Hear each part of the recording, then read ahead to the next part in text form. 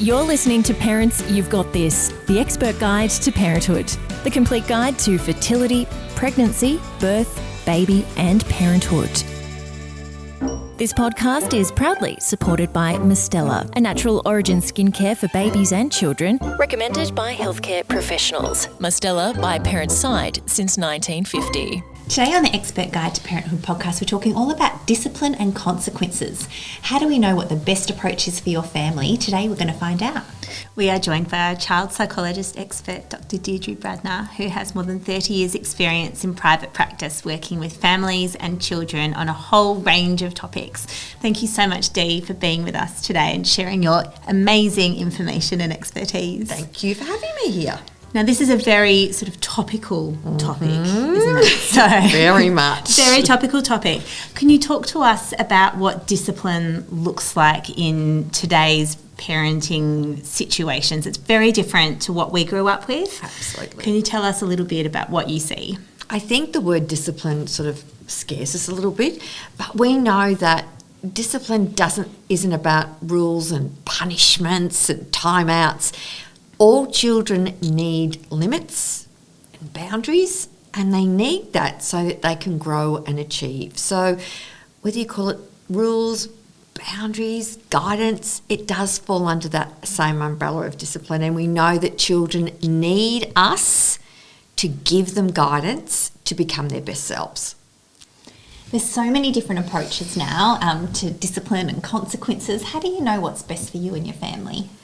We do know that there are sort of three categories of parenting discipline. It's aggressive, which is really unhelpful. So it's the yelling, the screaming, often done out of frustration and helplessness.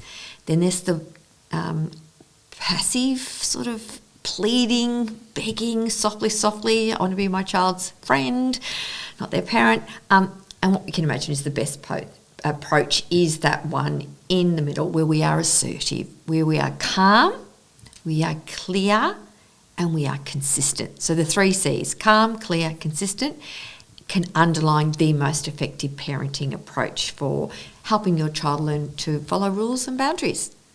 So Dee, is it possible to still be an effective parent if you don't discipline your child or if you don't give them any boundaries and rules? I have to be honest and say no. You can't be effective in anything if there are not some boundaries and rules, because boundaries and rules keep us safe. And our job when we're parenting is to keep our child safe, and also not just keep them safe in your home, but make them have the skills they need to be safe in the big wide world. So as horrible as it is, you're going to have to be saying no to your child, and you have to give them some rules and boundaries to follow. So how do you do that? How do you set out clear boundaries and rules for your children? You don't overcomplicate it. I think that we feel like, we've had a family meeting and we've got all our rules set up. Look, having 3 simple rules that you can follow that are clear. So it might be as simple as you need to do what mum and dad say, you need to be kind to each other, and you need to look after people and things. So if we have those sort of boundaries, and they don't have to be up on a wall as rules, but they have to be the expectations of what's okay in this family. And that's a really good starting place. And Dee, when rules aren't followed, do punishments work? Look, I don't like the idea of the word punishment, because punishment is something you do to someone. I've asked you to get off your phone 3 times. I'm taking the phone off you. You're not getting it for a week. I guarantee you are going to give that phone back before a week. And you've done it to the child. Instead of saying, you're having trouble managing your time on the phone, you're going to have a break from it for the next 2 hours, and then we're going to talk about how to use our phone properly. Because punishment is just giving your child a consequence for something that they have had difficulty making the right choice about. Our job is to teach them how to make good choices, how to learn skills to manage themselves so that they can follow the rules in our house. Yeah. Well, if you are going to set a consequence, how do you know what's appropriate and what's going to work? So we know that logical consequences are the best, the ones that make sense. You trashed your room, right? The consequence is we're going to clean it up together. Now, you might need to help your child with that step, but that's a natural consequence. The thing about consequences are not how severe they are. People think that I have to ban something for a long time for it to be effective. That's actually not the case. So you're better off saying you're going to have a break from that for 5 minutes or 10 minutes. That's the most effective. And also following through, because if you set this ridiculous consequence and you don't follow through with it, it teaches the child that, well, I can still do this and get away with it. That must be why my son keeps jumping on the couch. Don't jump on the couch. Actually, that's a really good point that you said there, Christy, because this is a mistake we made when we're trying to discipline our children.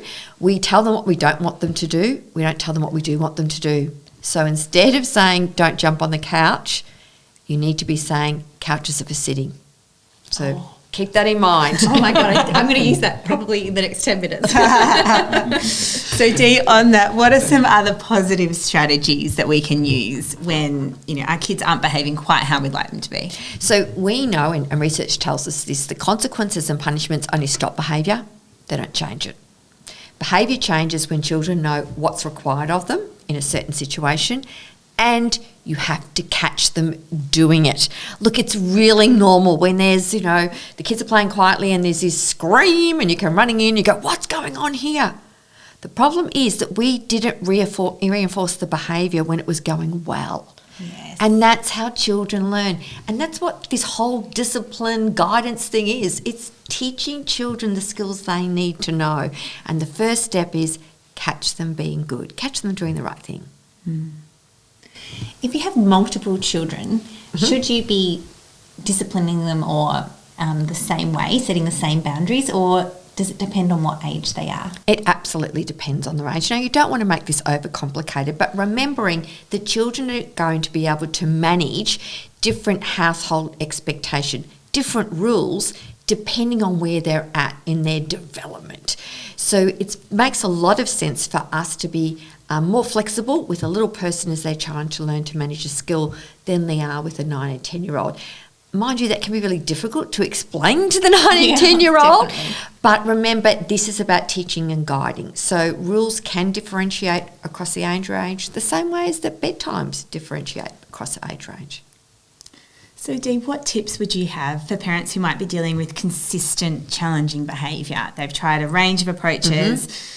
They're just at their wits' end. What would you suggest? I think the most important advice I would give them is you need to give that child more attention. Now, we used to be of the, ignore the child when they're behaving badly. What we need to do, if a child's acting out and pushing against the boundaries all the time, they're struggling. They're struggling emotionally, and we know the child that is the loudest is the one that needs us the most.